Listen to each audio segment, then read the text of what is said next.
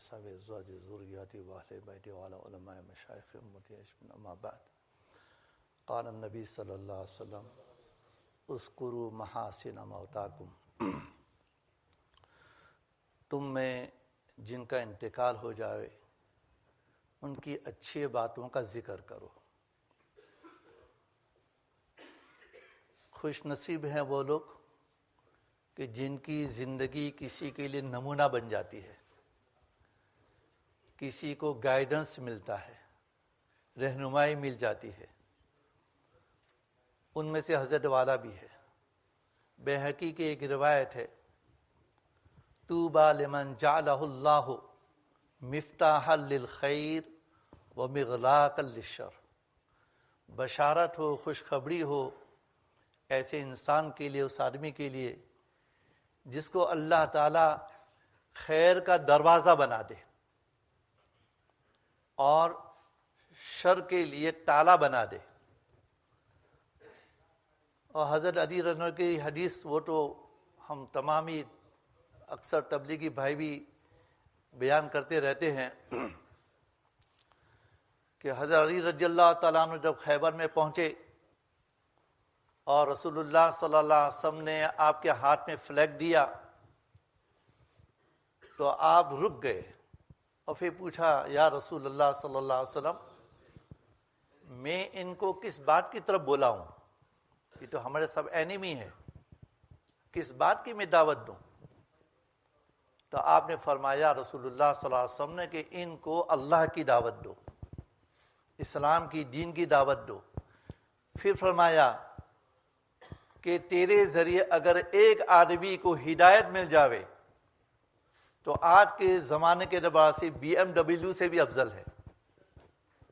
اگر ہم کو اس زمانے میں قیمتی اونٹ، سرخ اونٹ قیمتی ہوا کرتے تھے، اگر ایسا کہے کہ میں تم کو BMW دیتا ہوں، یہ پسند کرو گے یا ایک چھوٹے سے بچے کو ہمارا بلغہ سے لے کے قرآن پڑھنا سکھا دو، ان کو نماز سکھا دو اور اس کو ایک ایمانی زندگی دے دو، ایک مسلمان کی زندگی سکھا دو؟ What is better? وہ BMW تو چھوڑ کے چلا جائے گا، ختم ہو جائے گا. لیکن یہ بچہ جس عالم کے پاس پڑھا، وہ بڑا ہونے کے بعد اس پر عمل کرے گا، زندگی بھر اس عالم کو ثواب ملتا رہے گا. تو میں نے آپ کے سامنے وہ حدیث پڑھی، خوشخبری ہے اس آدمی کے لیے کہ جس کو اللہ تعالیٰ خیر کا دروازہ کھول دے، خیر کا دروازہ بنا دے. واقعی میں حضرت شیخ آدم صاحب رحمۃ اللہ علیہ یہاں تشریف لائے اور اللہ تعالیٰ نے آپ سے کام لیا، مکتب، کامیاب مکتب آپ نے یہاں پہ قائم کیا.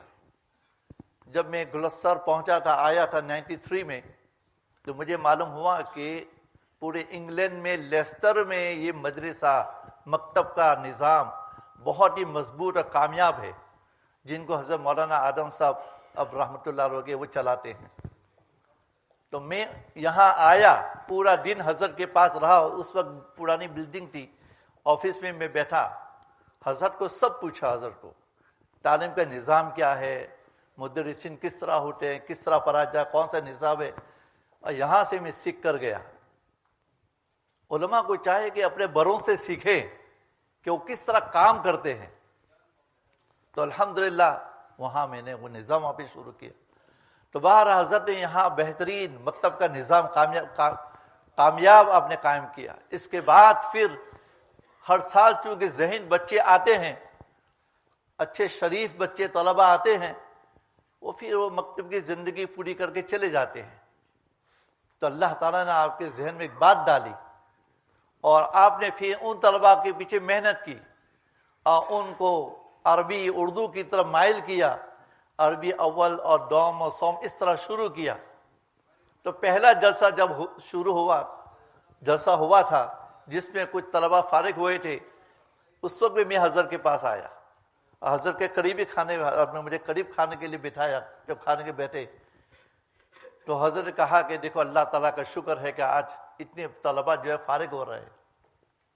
تو بہرحال حضرت والا سے آپ نے صرف مکتب ہی نہیں جس میں سینکڑوں بچے بچیاں فارغ ہوئی، بلکہ اس کے بعد قال اللہ کا رسول پڑھنے والے سینکڑوں بچے، طلباء، طالبات، معلمات، الحمدللہ انہوں نے قرآن حدیث کو سیکھا۔ تو یہ ہے اللہ تعالیٰ نے ان کو خیر کا دروازہ بنایا، وہ اپنی زندگی بنا کر چلے گئے اور ہمارے لیے نمونہ بن کے چلے گئے۔ اللہ تعالیٰ ہمیں ایسے بزرگوں کے نقش قدم پر چلنے کی توفیق نصیب فرمائے، اور اللہ تعالیٰ حضرت کے آخرت کو آباد کرے۔ وآخر دعوانا رب العالمین۔